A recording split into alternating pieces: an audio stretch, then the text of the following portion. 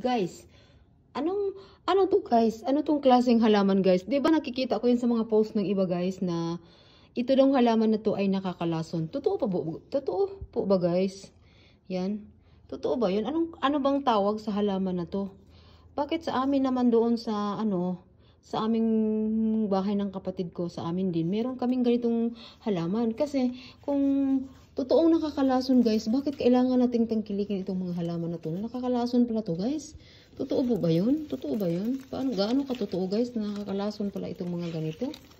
Yan nakakalason daw to, yung ganitong halaman.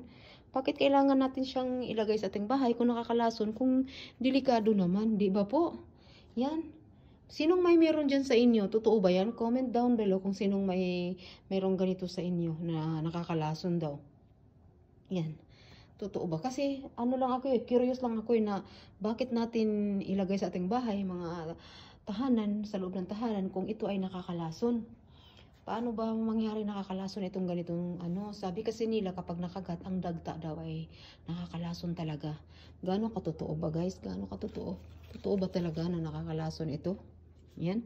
Kasi meron kami nito, tumaba na siya. Matagal na yan guys. Kapag dinidiligan yan, once a month lang talaga. Yan.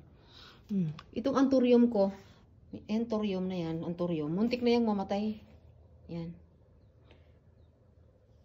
Thank you for watching.